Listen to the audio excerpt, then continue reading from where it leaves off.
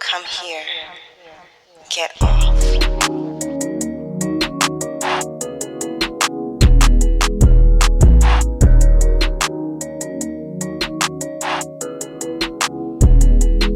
So welcome to the second episode of season 3. Hey, I wish I could do air horns. I'm not good at it. It's because we're from the Midwest and not Jamaica. Maybe that's why. But we need like a Midwestern sound. I don't know what that would be. What? It's about to be ignorant. Smoking on hay. Hey, in the middle of the barn. Smoking on hay. So the problem is y'all missed the titty shimmy. Yes. They're more of like a side to side until I get a little movement in them. But yeah. Mm-hmm. It was still a shimmy. Thanks. I like it. Thanks, boo. Mm-hmm. Okay, but we'll have some sort of Midwest version of an air horn. Yeah. Trust and believe. Okay, well, welcome to the second episode of season 3 of The Turn On, and we are just going to jump right in it. Today we are reading Rise of the Rain Queen. Sorry. You know I can never resist. You know what? You're special because The Office is special, so why not?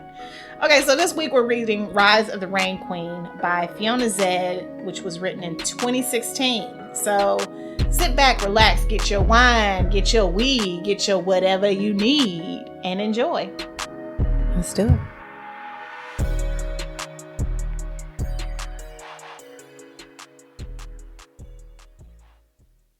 Rise of the Rain Queen by Fiona Zedde. Dooney, don't pretend that when you said those things to me you didn't mean for me to change and become the woman you want. Nye balanced her hands on her thighs, hoping and praying she was right. In her eyes, Dooney had practically dared her to grow up. So tell me, am I now the woman you want? She felt Dooney close to her, the heat of her body just a touch away. Her breath smelled of a recent dinner and mint leaves. Do you want me? A sigh left Dooney's lips. She drew back and took her breath, her lips, and her heat with her. Nye straightened her spine against the disappointment. At least her father was proud of her now. At least she knew her mother better than she had before.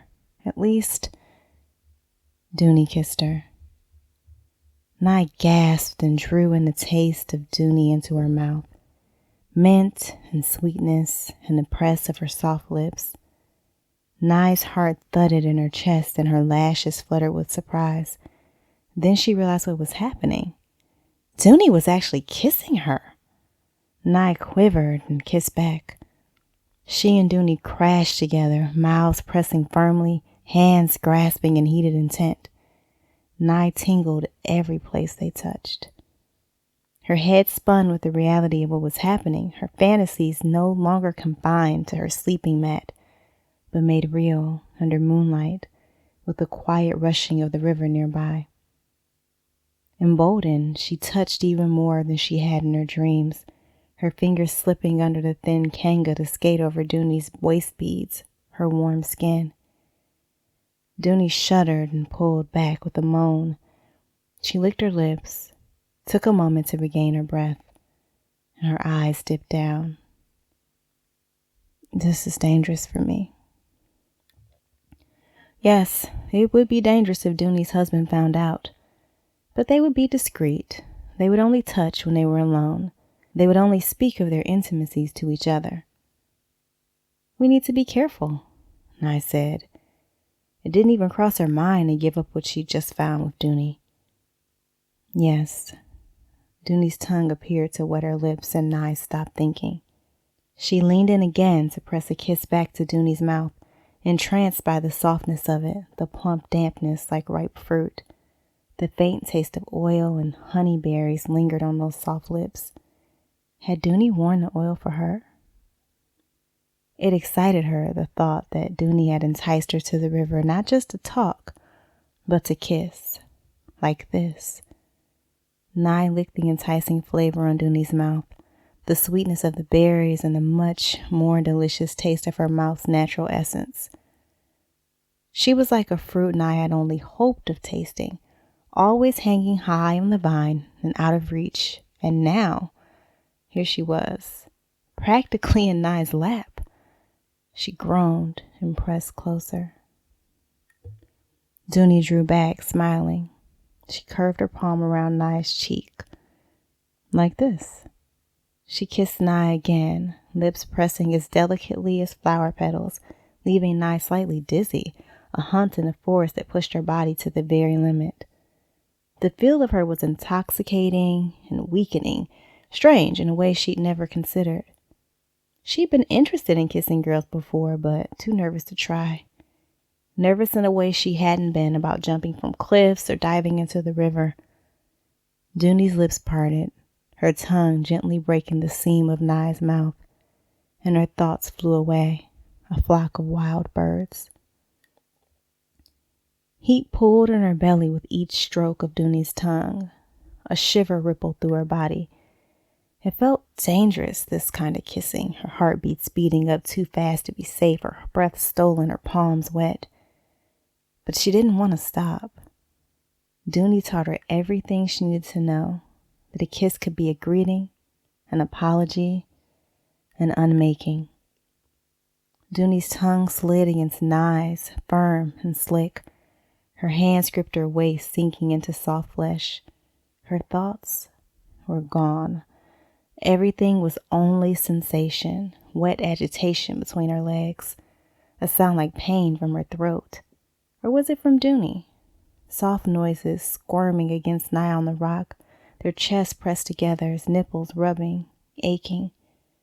Nye pulled away with a gasp, desperately needing to breathe. Dooney's breath puffed against her lips. Are you all right? Nye shook her head. My heart is beating in my chest. It feels like I'm gonna die. Die? Yes. No. I can't explain it properly. It feels good. Her hands drifted down to Dooney's hips. You feel good.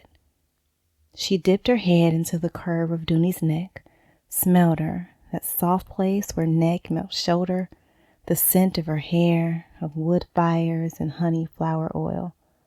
Nye licked her throat and Dooney shivered against her. I knew you'd be a fast learner. Nye drew back. How do you know I haven't done this before? Dooney laughed, trailed a hand down Nye's bare back.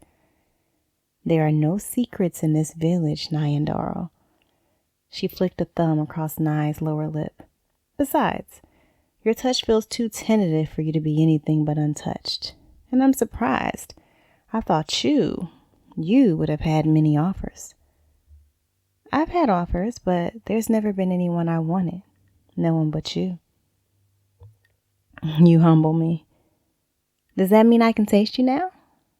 She dropped her gaze to Dooney's hips so there would be no mistaking her meaning. Dooney smothered her laughter on Nye's shoulder. Very fast learner, and eager too. She lifted her head, eyes still shining with mirth. Not here, tonight.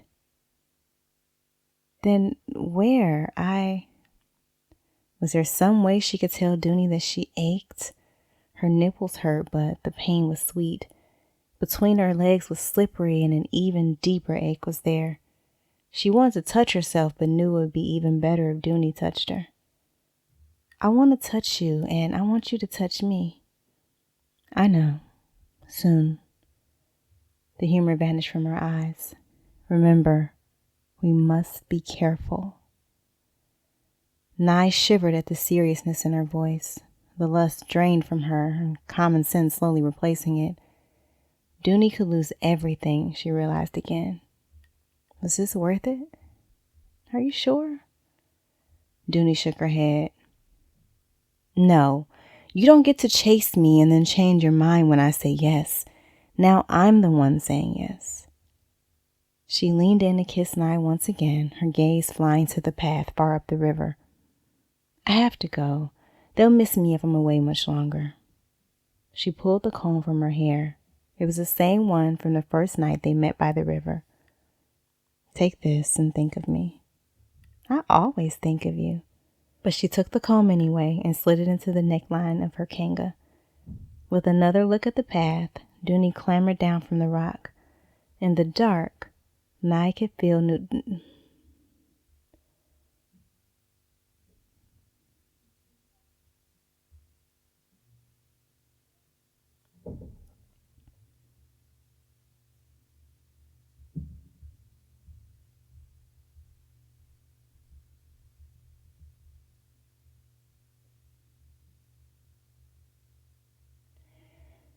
With another look at the path, Dooney... What are y'all doing downstairs?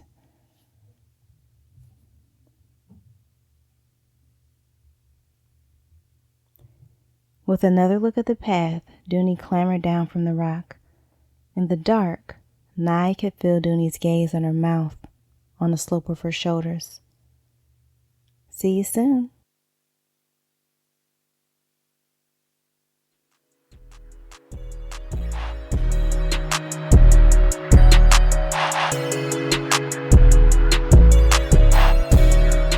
Welcome back. So that was Rise of the Rain Queen by Fiona Zedde. So let's start with the synopsis and then we'll go into our big announcement, or should we do our announcement and then the synopsis? I don't know. Show, boo. What you want to do? Well, it's our show, but since I get the choice. Quick synopsis. Okay, so This book is set in the Tanganyika region of Africa. And it is... In like 1400 or? Yeah, in like 1400. Yeah. And so pretty much in this society, all people at like the age of like 19, 20, they get to pick their partner. And then they live happily ever after. So in this story, Nye, who is the main character, she is pretty much one of those little scrappy, I'm going to do whatever the fuck I want, be it typical male or typical female roles. This is what I'm going to do. And she has decided that she wants to take on this woman as her partner. Problem is, this woman is married, is one of the wives of this guy that has like multiple wives. So it's kind of the conflict there and just greater folklore in the community. That's a good way of putting it. We got to work really hard not to spoil it. Because this has some really big spoilers. I mean, some really big twists and turns. And so I'm trying to give you the gist of it. This is like the Fight Club of Black romance. Okay. Yeah, that. But anyway, so I just take our word for it. It is a really good book. And we want you guys to experience that book. So we are launching the turn on. We really need like a budget for special effects. Like some sounds. I think we can make that happen. We probably can. Yeah.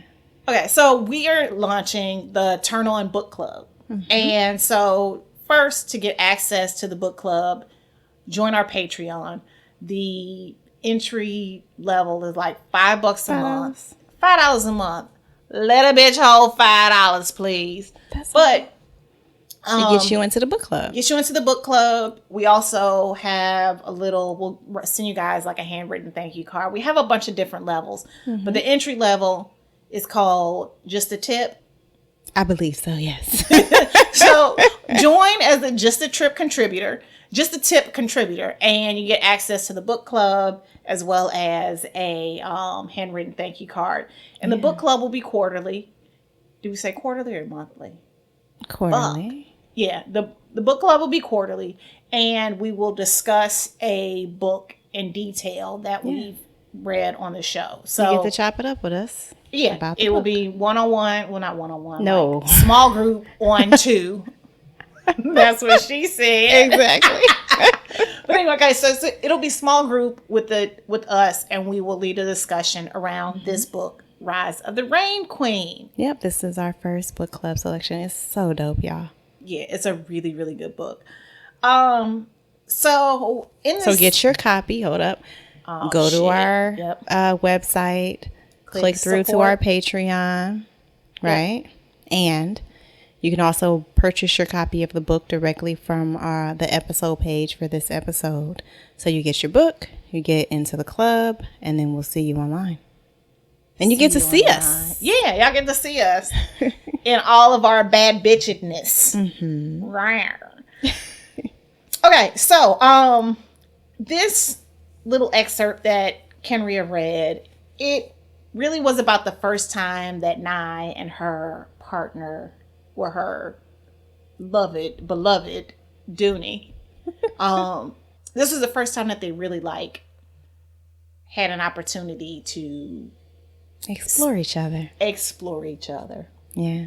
So Nye for a while has seen Dooney in the village. She been kind of cutting eyes at her to the point where all her family is like, God damn, right, you gonna sop her up with a biscuit.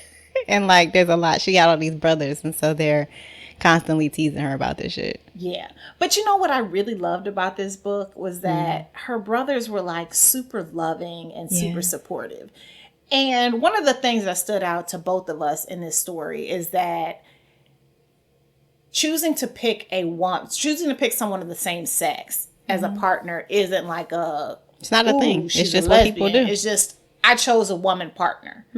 I think the only real time that it was even mentioned as a thing was when her mom was like, yeah, but the women in our society pass down their lineage. And so I wanted you to pick a man so that you could pass our name down. Yeah. But it wasn't even a, why are you doing it? It was just a damn. Yes, for a matrilineal society. Yes.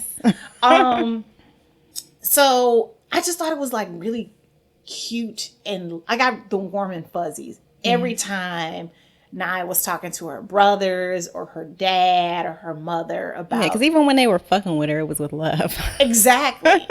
And even when she had to make even when some really bad things happened and she had to make some really hard decisions, her brothers were behind her, down for her like both flat tires.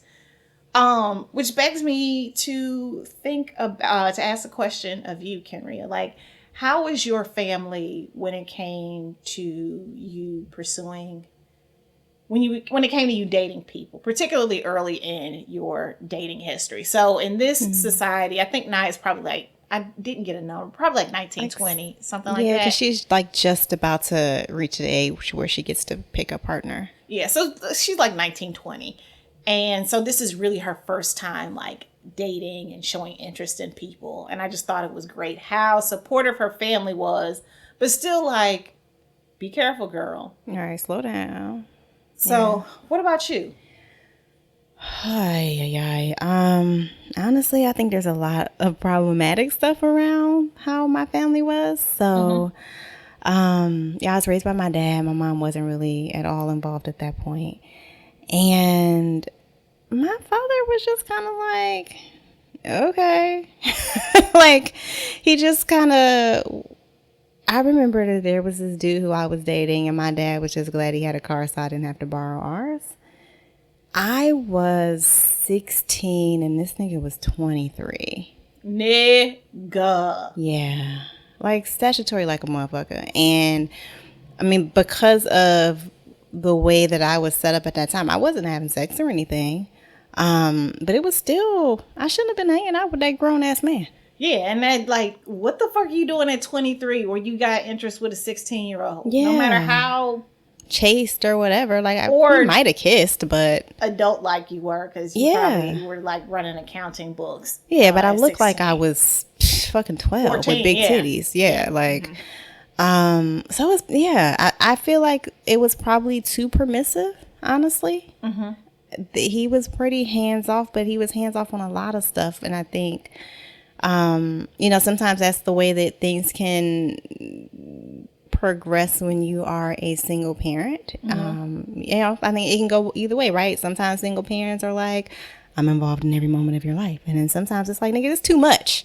And I think my father definitely took the nigga, this is too much strategy, and so I definitely was hanging out, doing shit I shouldn't have been doing. I was lying and telling them I was going to the movies, and then we was walking around the outdoor walked in outdoor mall situation with niggas? Collecting numbers at the mall with one bag so it looked like we was doing something. Remember, I clearly remember going to the mall with my girls and like being like, "Ooh, we got to make sure we bring a pen and a piece of paper." Yes, so you can write numbers down. Write down numbers. Because we had pagers. That was it. So you had to write numbers down. Yes. And I had a pager, but I might not have always had a pager because I had to go to the place to like pay on it every month. Yeah. And if my aunt didn't take me, nigga, you just gonna have to wait a few days for your pager to get turned back on. Exactly. Yeah, there was too much. It was too permissive, I think. So my question is, do you think that your dad was super? I'm trying not to tell all your business. Yeah. But do you think your dad was super permissive because you were who you were? Do you think maybe had you been another kid, he might have been a little more locked down, which would have then resulted in everybody else in the family being locked down? Or was it like, no, Killa was the start and she was cool, so I could be cool with the rest of them? No, I think that he very often was just overwhelmed with what it meant to take care of two young women. Mm-hmm. And so sometimes things kind of fell through the crack, and he said yes to things he shouldn't have said yes to. I mean, I had a boyfriend my senior year who in high school who nigga in jail. Yeah, who would stay over, and it really started like right before I went to college, and I didn't realize it until partway through my freshman year. But like this dude was picking fights with his parents, so they would kick him out of the house because he knew my dad would let him stay. And he did that before I left to go to school so he could spend more time. And I literally didn't know that this was what was happening. I just knew that my father was too permissive and would let this dude stay in our house. And then I went away to college and he was super clingy and would say shit like, "Oh, you sitting in class with all them college boys." And I was like, "Nigga, what is you talking about?" He, had his issues. And then I realized that there was a pattern that every time I would go back to Cleveland, this nigga would get kicked out and have to stay at my house. And so the last time it happened, I think it was Valentine's Day of my freshman year, and I had caught on to what was happening, and I refused to let him come to my house. Mm-hmm. Yeah. And then I broke up with him. Well, that was the end of that because I didn't appreciate. I'm like, at least if this is your strategy, talk to a bitch. Like, yeah, like let's plan this together. Yeah, not just you planning for this shit. It just felt super controlling, and it was ultimately. Yeah, manipulative. Yeah. Mm-hmm. Yep. Yeah. So too permissive, I think. What about you? So my grandmother raised me through high school, but I grew up in a house with my grandmother and my aunt, and my grandmother, grandfather, aunt, and my younger sister. But the way my granny's house was, like, there was always people there. Yeah. So, Granny was kind of the rule setter and the law down layer. You know what I'm saying? And the rule was no dating until you're 16. And I was one of those kids that was like, I mean, even now my family's like freaking out that I'm doing this podcast and all that. They're like, "Oh my God, this is Erica." Because I was a good kid. I fed them what they wanted to know. I fed them what they needed to see. I was smoking weed in high school. I was fucking in high school, But you fed into the expectations of respectability. Exactly. And so, and it's funny because my younger sister is the complete opposite. Yes, she is. She was like, fuck it. What's that mean? Was like, I do what I want. I do what I want. It's like Lil Uzi Vert. That is my sister. That was her growing up. And I actually, thinking about it now, I want to feel bad about, like, damn, like I was like the perfect kid. My family definitely tried to compare me and my sister, but my younger sister was like, fuck that. Like, I refuse. And that's one of the things that I really love about her. Cause she was like, fuck that. And she didn't blow up my spot. Like, they were like, can you believe? And my sister was like, I mean, she called me and be like, bitch, they get on my nerves talking about Erica never did. They just didn't know. I mean, like, so she didn't even blow my, like, she just has this like inner, fuck y'all, I'm gonna do what I want, fuck what you say, that I like am so proud of in her, because I feel like because we were so close in age. Yeah. it would have been easy for them to like pit us against each other. Mm-hmm. And I think they did unknowingly, but my sister refused that. That's awesome. And was like, fuck that. Because like I had a little boyfriend and he was like, he's probably like 18, 19, but he was like that nigga because he had a Cutlass that was sitting on some big ass rims. And he would pick me up and we go to his house and we get Jack in the Box and we go and do little nasty things. And my family swore up and down I was the sweetest. And my little sister was like, bitch, I knew this dude. I saw that he was everywhere. He was a little D-boy and your ass was just hopping in the car with him. So all that to say, I think, you know, my family... And, you know, and again, it was my grandma. So she was trying her best. And I fed them the, you know, goody two shoes. She's doing everything right. I brought home damn near straight A's. So it was like there was only but so much that they could do or say. I mean, had they dug a little deeper, they definitely could have caught me in some shit. Yeah. But, you know, I think my grandmother didn't know enough to dig deeper. To know to look. Yeah. And my aunts was just probably like, this little fast ass, this little hot ass little girl. Yeah, I mean that's interesting. It does bring, you know, I'm thinking about that. Yes, my family did think that and a lot of my family outside of my immediate family also still have these really deeply ingrained notions about who I am. And I'm like, nigga, baby, it's not me. But because I was, you know, valedictorian and talked a good game and volunteered all over the place and all of that stuff, it was like the idea of me having more than one side to me, right, or more than one part of who I am that made up the whole was super duper foreign to them even then. And I think it still is. They still trip off the fact that I do and say the things that I do at this point. And you know, I think that so some of it is just me being part of me being who I am. Mm-hmm. But I just sold one part harder than I sold the other part. Does that make sense? Because I don't want to make it seem like I was walking around like false. But it's just, you know, this is just not the part that y'all knew. Y'all don't know this part. Exactly. And it's crazy because now here in DC, my friends, like I talk to my friends and I tell them like, yo, I am the quiet one in my family. Like I'm not the like. The only reason I know that's true is because I spend so much time around your family. But yeah, like I'm not, and that it's scary to think that. I was like, oh, it's true. Like, oh, Erica bougie. She don't like kicking it. She don't like kicking it. No, I'm not going to stand. So my granny lives across the street from a church. So it's like, no, I'm not going to go to the church and smoke weed because we ain't smoking weed at Granny house. I'm like, but yo, we at a church. Like, at least like walk 3 doors down to a little bit to somebody else's house.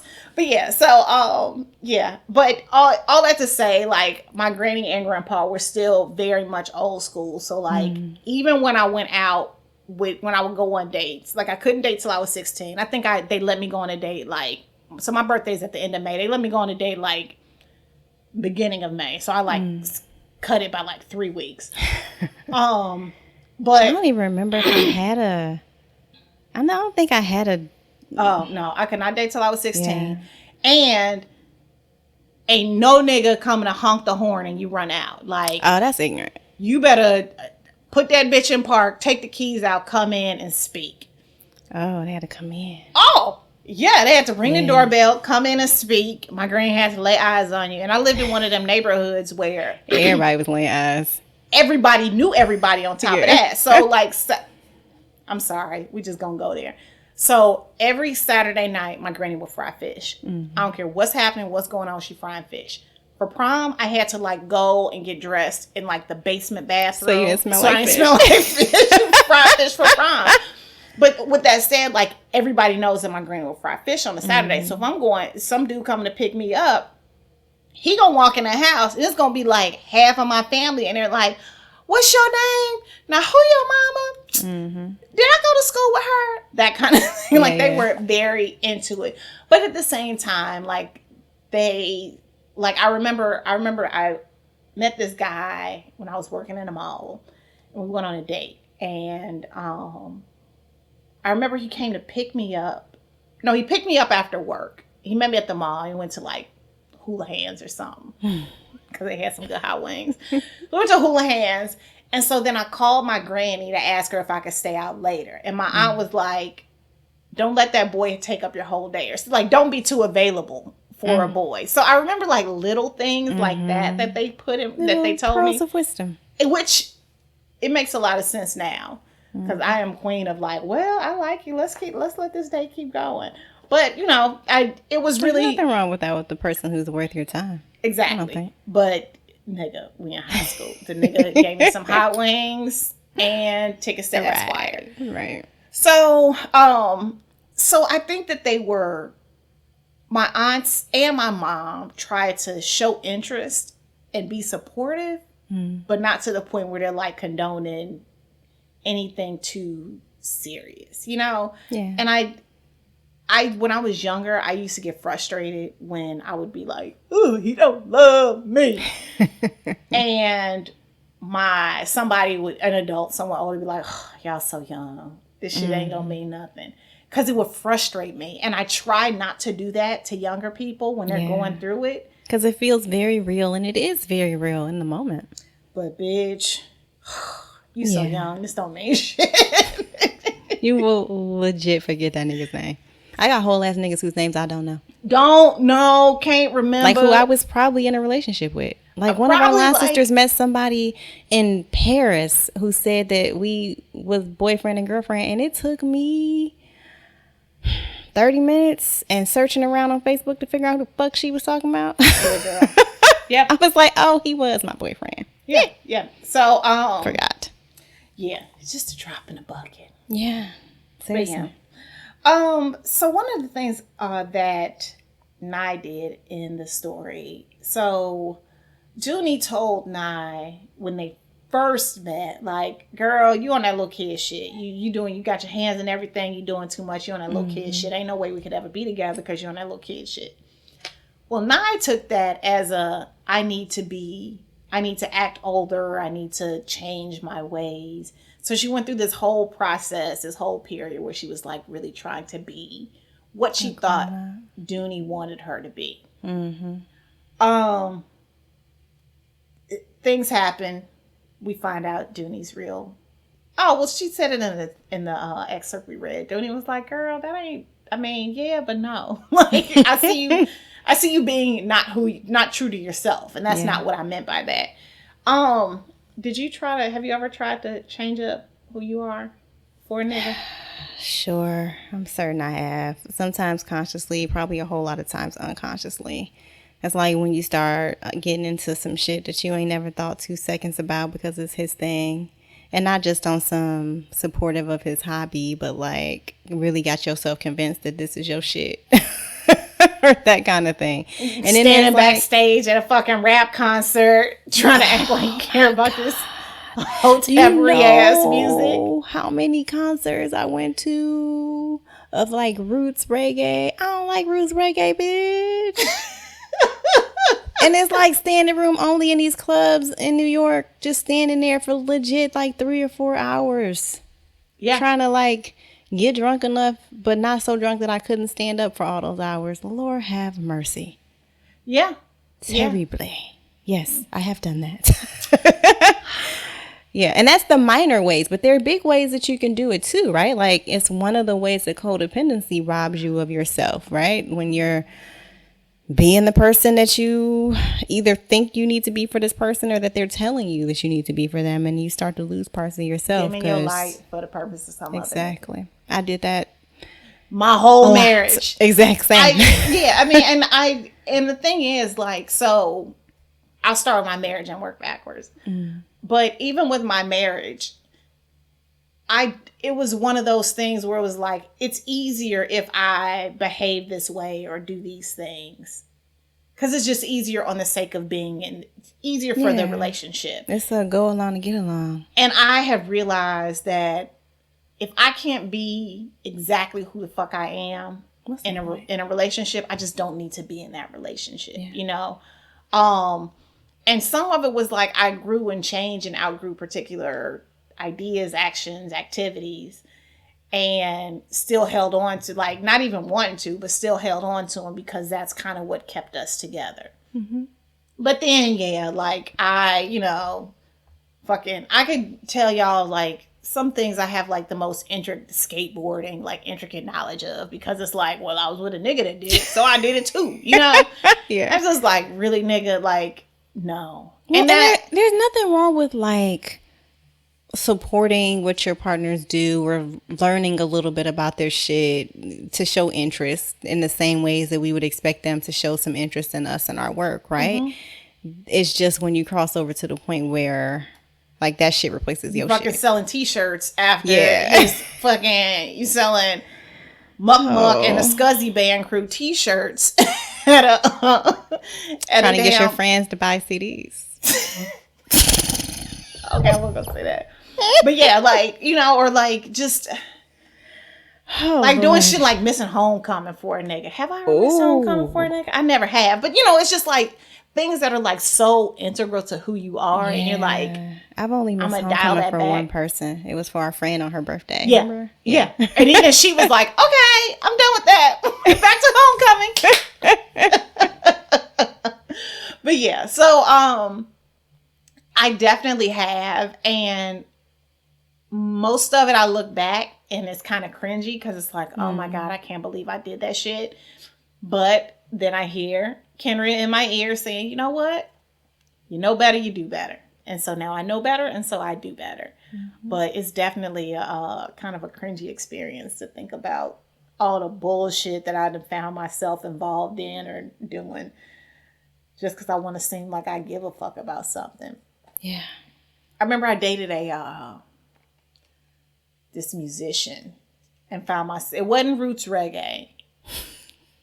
But I definitely, you know what? There was a roots reggae nigga. Remember we went to a roots, was it roots that we went to see? No, it wasn't the Roots, but it was Dead Prez? It wasn't Dead, it was, fuck. Oh. Somebody in Philly, and it was like. I can't, Brand New, was it? No. Was it Brand Nubian? No. It wasn't, because we used to do roots reggae, but we also used to do like that old school rap, like Hotep ass. Yeah. That's what I was thinking. Maybe it was Dead Prez. I mean, which I like Dead Prez because I like Dead Prez, yeah. But it was somewhere in that like New York old school hip hop realm, and we went on a double date in Philly with two niggas that ain't around no more. But yeah, and so I spent the summer like going to reggae concerts and acting like I knew how to whine. I mean, had I still been fucking with him, I probably could do a proper air horn. I'm from the fucking Midwest. Like, I can get maybe a good 5-10 minute reggae set, and then I'm ready to go. I'm like, okay, put on Back That Ass Up. Put on Project, bitch.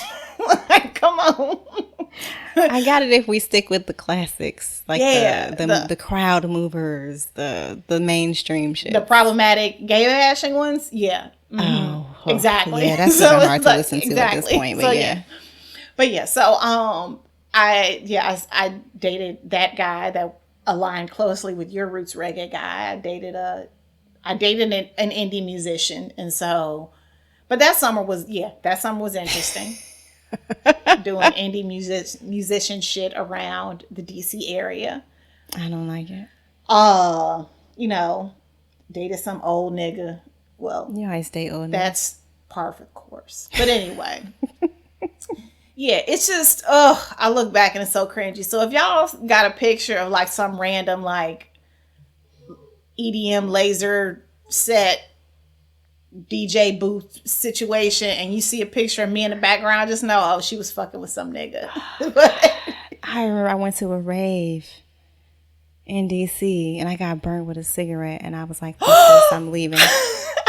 I got burnt with a cigarette in Dream, and I felt like the nastiest, like, who the fuck is burnt with cigarettes? And it was like here, it was like on my arm, like above my elbow, but like on the outside. So like And it clearly looked like a nigga put a cigarette out on my arm. Put a cigarette out on you. And so then I'm like at work trying to like, it's in the middle of summer and I got my fucking cigarette burn arm. Oh my gosh. Mine was on my hand. I left. I was like, I'm not. This night's over.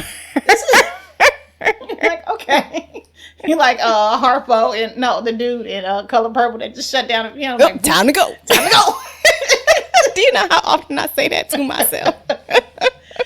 Yeah, so but you also know that I will leave anywhere, anytime. Any fucking where.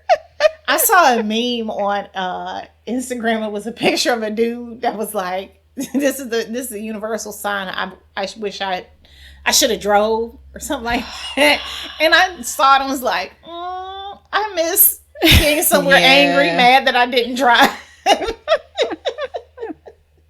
This is also why I always drive where I'm prepared to fucking lift home. Yeah, I mean, like, here, it's no big deal. Like, when you're in St. Louis, like, if you somewhere, you just stuck, bro. But, yeah. Yeah, that's why I rent a car every time I go home. Because I don't want to be on nobody else's schedule. Yep. Even if I'm here for literally a day, I got a car. And having a hotel room is clutch. Because you'd be like, oh, I gotta go change. I'll be back. I'll be in there. I didn't even say that. I'll see you tomorrow. watching me. So No. That is like remember when I first started like going home again after I got into therapy and I had to put together like my survival plan. And part of it is to always have a place of my own to lay my head and to always have my own vehicle and to not buy other niggas food. Cause then you end up buying food for a house full of niggas. Yeah, I do that.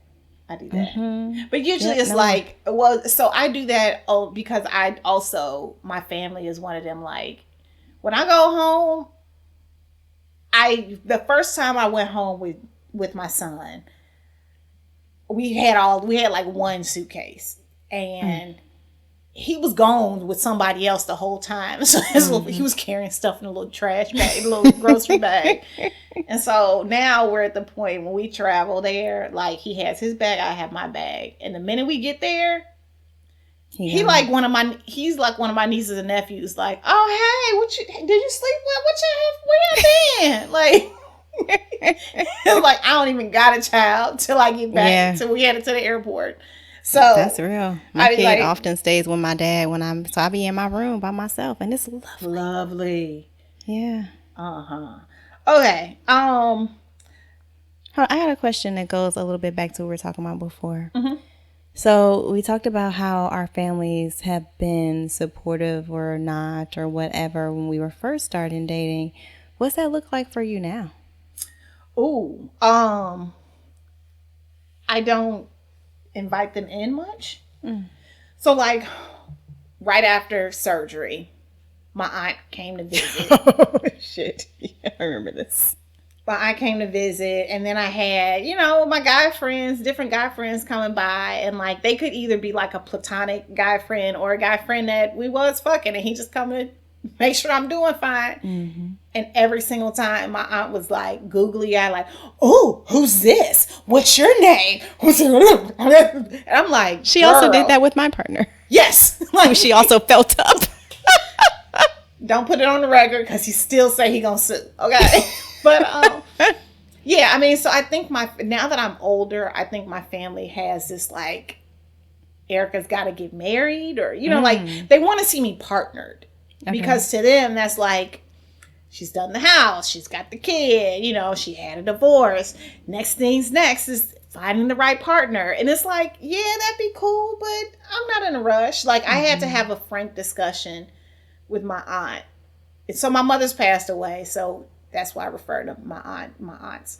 But I had to have a frank discussion with my aunt right after I got divorced about the fact that, like, I'm just fucking. Like, these are guys that are nice and they're good friends, but we have sex and I don't expect it to turn into anything. I don't want it to turn into anything. And she was like, truly, like, it took her a minute. By the end of the weekend, she was like, I wonder if I could have sex with no feelings. She'd be, and also I recognize that in the family, I am one of the straight-laced, she did well, I mean, like, all my cousins are doing well in their own lanes, but I was the one that like went off to college and yada yada. So Same. I legitimize some things sometimes. Like, everybody in my family smoke weed, all the nieces and nephews. Everybody smoke weed. And they thought that I didn't. And I was like, no, I smoke weed and I have a really good job and I'm doing well for myself. And so it went from like smoking dope and reefer, like, you smoke dope, don't you? To like, oh, well, some people smoke marijuana to relax and calm their anxieties, you know? Yeah. So I try to be open about those things with my family. Especially like just, you know, as it comes to relationships, like I'm figuring it out or I don't know, or, you know, because I want them to like see that, I want them to see all sides of me. I'm being more intentional about having them see all that makes up Erica. So, you know, like when I met my ex-husband, my mama was all googly eyed over him and she was really supportive. My mom was more of a, bitch, if it tickles your pickle, I'm down for it. Yeah. But yeah, so I think they're just more on the let's find Erica a man tip.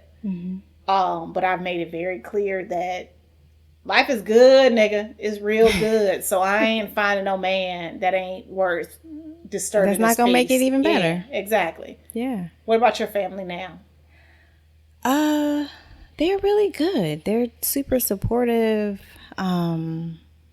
You know, it's you know, they country, so it's like, if it's my mom, it's well, she called my daughter her baby, and then what does she call him? I don't, some variant of that makes it clear that she's talking about the man and not the child. Where he at? What he doing? He there? Oh, put him on the phone. Then I gotta go to the speed. Like, it's a whole, you know, everybody's very, my family's super welcoming of really everybody. I do know. Yeah. Everybody's your like, daddy be like, you want to leave your son here too? I'm like, yeah, we're going to another city. Well, he can stay till you get back. Yeah, it's a very welcoming family, and my dad loves having, you know, all the kids around him. That's his shit. Yeah. But so yeah, they're all just very in all the time. My dad has been he's really my rock, like when it comes to stuff like that. Like, when I had panic attacks, he's the one who talks me through them. And very often they were tied to like relationship stuff. Like, that's my PTSD is like triggered by raggedy niggas.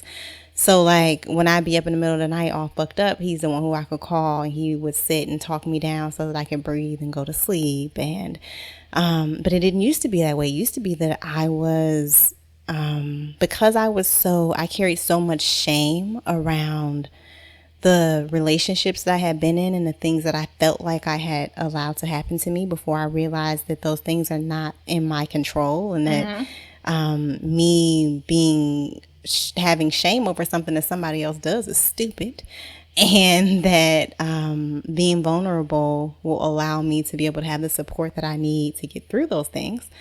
You know, I wouldn't tell him when things were bad. So when I was, you know, with men who were abusive in a lot of different ways, I wouldn't tell them, in part because I was ashamed and because I wasn't sure what I was going to do, and I didn't want him looking at me crazy, or sometimes it was I didn't want him to hurt anybody, you know, depending on his age and mine at the time.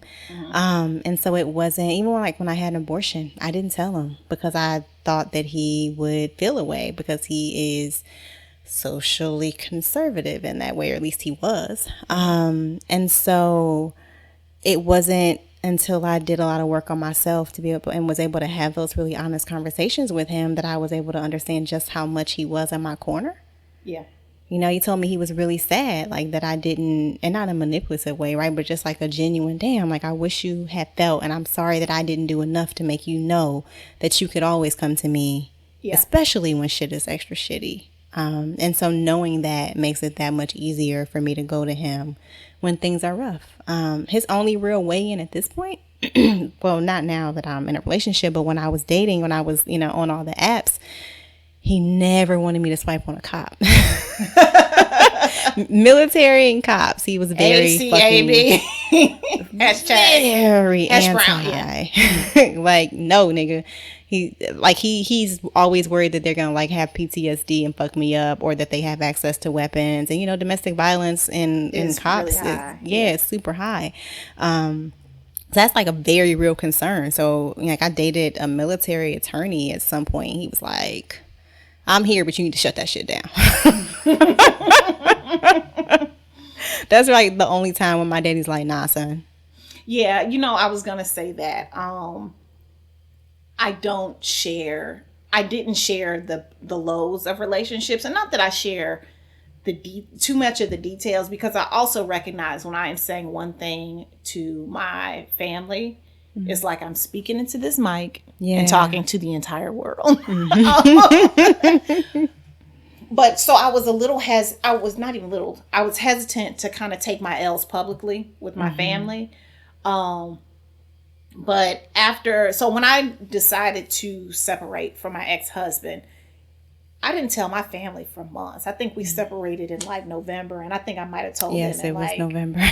Yeah. Oh, it's definitely November. Yeah. I think I told them maybe March, April. And like I talked to somebody in my family easily once a day. Yeah. I mean, my sister knew, and she knew to keep it quiet.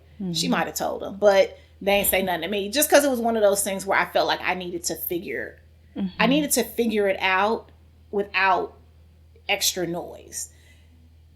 And I have gotten a lot better at placing those boundaries with my family, where I wouldn't hesitate to tell them now, just because they know, like, if I say, okay, I don't need your input, I will hang up on you before you keep talking.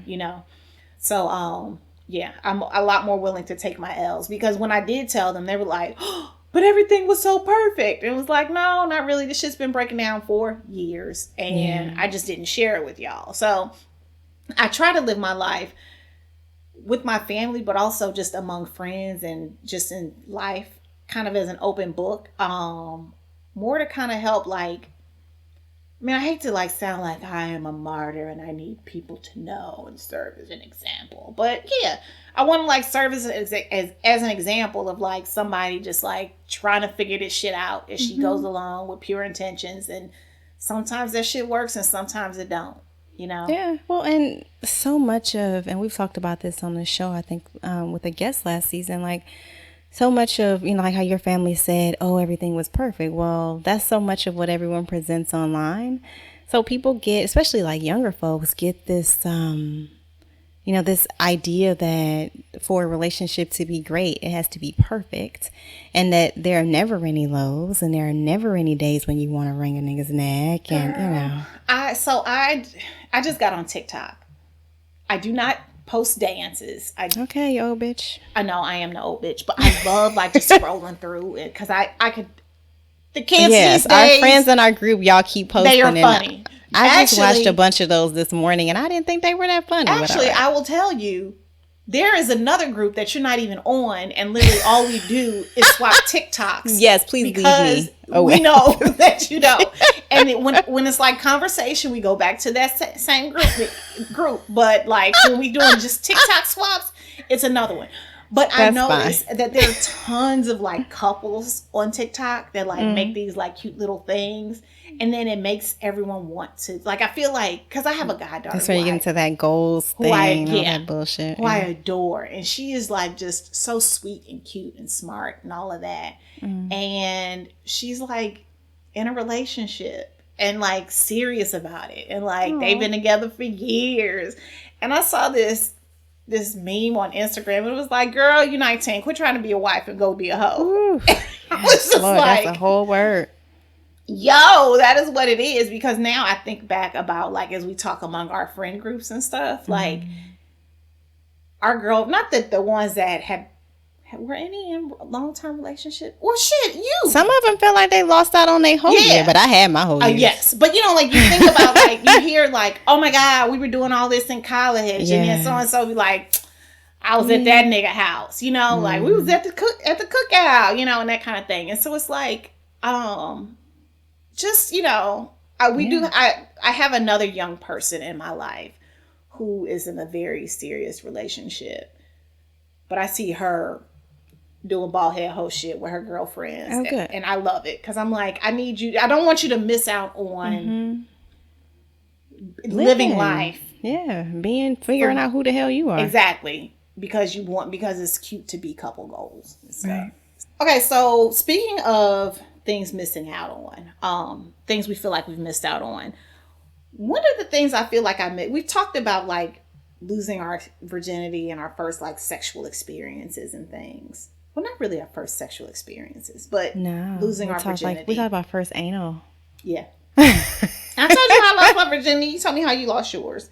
Oh, yeah. It was very waterbed. Yeah, There's exactly. a waterbed situation. Okay, you ain't gotta give people those kind of details. But yeah, you go back to the first episode and turn on. Y'all hear about my waterbed experience. But anyway, the one thing that I loved about this scene that we read was that you could tell that their sexual exploration was full of desire. Mm-hmm. It was like and I feel like the first time I had sex, it was because I was more curious about it as opposed to like wanting, like now that I'm older, I know what it feels like to want some dick. Like I want that dick in me right now. Exactly. And you could feel that written in what Fiona wrote between Nye and Dooney, right? Like you could feel that she wanted that desire. Yeah, there's longing just jumping off the page there. Yeah. And and when I think back to my first time, it was definitely just here's the dick. Let's see how this goes. Uh-huh. And that again, like go back to like just, when I talk to my kids about sex and virginity, like I don't need you to wait till marriage. I want you to wait until I don't even think that's a good idea. Want to do it. Yeah. I ain't fucking That's how you get stuck. Right? No, thank you. But yeah, so it was so cool how she wrote that, and it just made me feel like I truly missed out on that. Like now that I'm an adult, bitch. But I definitely didn't feel that when I was like the first time that I had sex. It was not like I need this thing. Because also I think that's part of what makes how it happens. It's like I'm feeling this pulsing down in my pussy. Yeah. Have you seen that meme? Is this clip on Vine or something? And it's these two white chicks sitting in their car eating. It was like a McDonald's mukbang, and the chick has a plate of McDonald's hotcakes, and she pours syrup on it, and they both real quiet looking at her pouring syrup on it. And then she looked at her girlfriend. She said, "That made my pussy throb." Yes.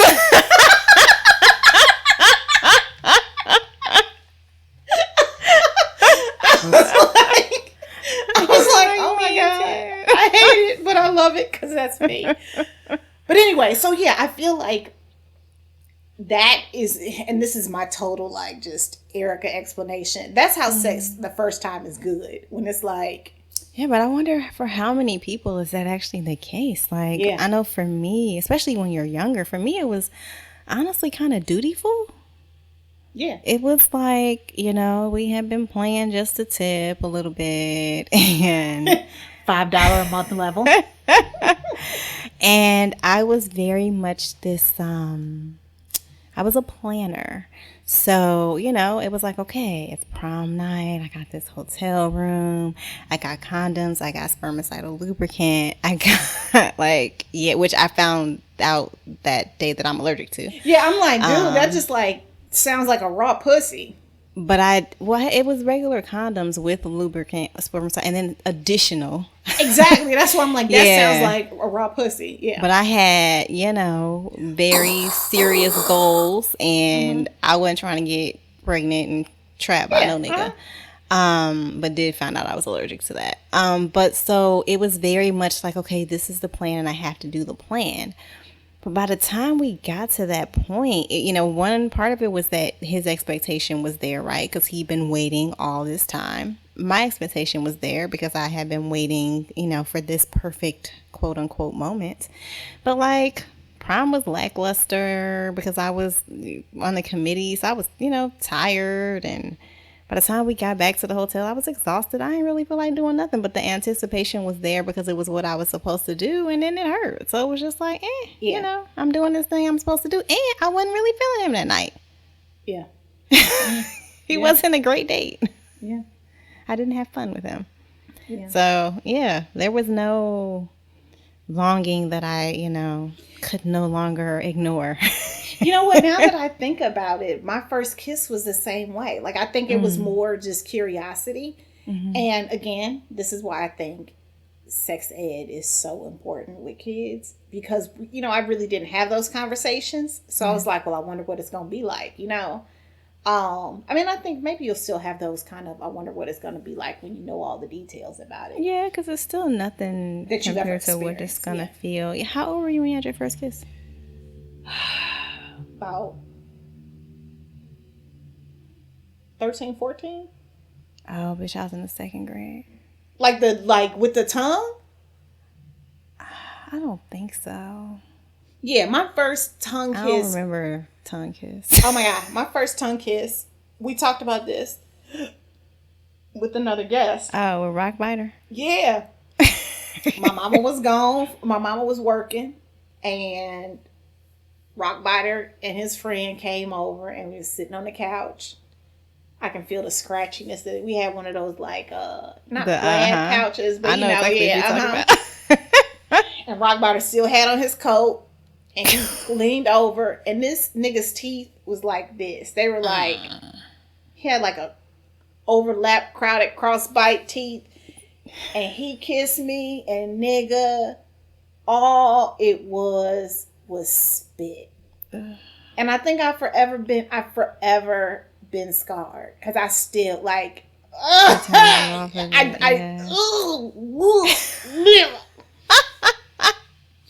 So yeah, but it was more, I wanted to kiss him out of curiosity because it wasn't even like we kissed. It wasn't even like we like stole a kiss because we were like so into each other. It was like we was sitting there and my mama wasn't home.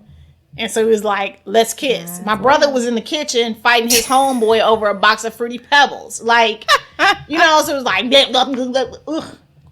Dude, I don't remember my first like real kiss. Because it didn't scar you.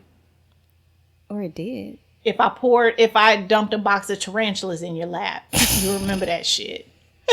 Not necessarily. The brain protects us. It's a lot of stuff I don't remember. Well, brain, why the fuck ain't you do that to me? Because now it's hard. It's so hard for me to kiss people. Like with the... I mean, I've had some really bad kissing experiences, but I don't remember the first. I remember I kissed this dude who, it was like he was trying to eat my face. Yeah. It was really bad. See, I think Rock Biter's teeth got in the way and he didn't know how to like... tuck him away. Yeah. Flashbacks. Flashbacks. But okay. Well, speaking of things that get us wet. Ooh, nice transition. We're going to now turn to our new segment called What's Turning Us On? Mm-hmm. So the thing that is turning us on this week, I don't think I've shared this with you. I don't think you've used this, Kenrya. But so I remember we were talking a while back and you were saying like after sex, your partner jumps in the shower and he's washing all the toys and stuff. Mm-hmm. Sometimes a bitch don't feel like doing that. But you can't be like having like little crusty toys laying around. Mm-mm. So the thing that I really like that's turning me on is called Classic Erotica Before and After Adult Toy Cleanser. And it's this spray. And you spray it on your toys. And you wipe it off. And you can put them away. I always do like a good clean like once the weed wear off and I wake up or something. but like, because sometimes post sex, I mean, like, again, y'all know I'm anal and like I like to, like, I gotta brush my teeth, I gotta do my skincare routine, all of that. But sometimes you just want to just bask in the glow, and it's nice having this toy cleaner because you literally like it kind of reminds you of that You spray. sound like the Visco girl. So- I hate it. That's my life. Let's not refer to Visco girls because I discussed my sex toy cleaner. Oh, sorry. But yeah, it reminds you of that eyeglass spray. Oh yeah, that stuff works. So it's literally like it's like a spray, and it's really good for it's really good to like clean your toys. And it's like non-toxic. You can not, if you don't wash them with soap in between, you're not gonna be all itchy. Yep. It kills germs, E. coli, staph, all of that. You can use it before and after on toys because also I keep my toys in a big box. Mm-hmm. And so like I have an extensive nipple clamp collection now. Look at you. Only for me to have nipples that can't feel shit. Yeah. Maybe I don't know. It's going to literally I was on a message board. This one was like 10 years ago. 10 years ago I had a mastectomy and I felt something in my titty for the first time today. Mm-hmm. So yeah. But thankfully my titties will still be upright by then. Sure will. But I have a bunch of nipple clamps that have feathers on them. And so sometimes if I don't put those away right, then my dildo will have feathers on them. Yeah. So having like that spray is good to use before using it. Like just spray it off real quick and that kind of thing. So I really like it because it's like $10. We'll include it on our website, a link on our website so that you can get it. But it has made like just getting nasty a lot less nasty.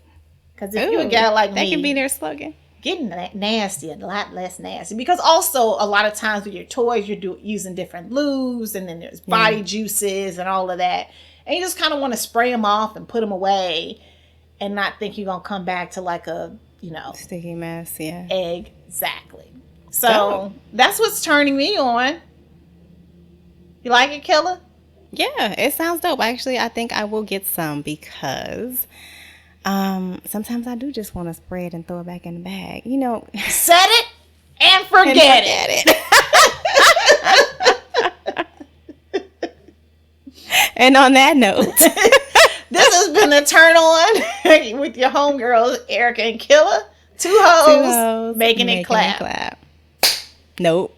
You didn't pull up your hands. Two hoes making it clap. Nope. I'm like, okay, never mind. Bye, y'all. This episode was produced by us, Kenrya and Erica, and edited by Ballistic. The theme song is from Brazy. We want to hear from y'all.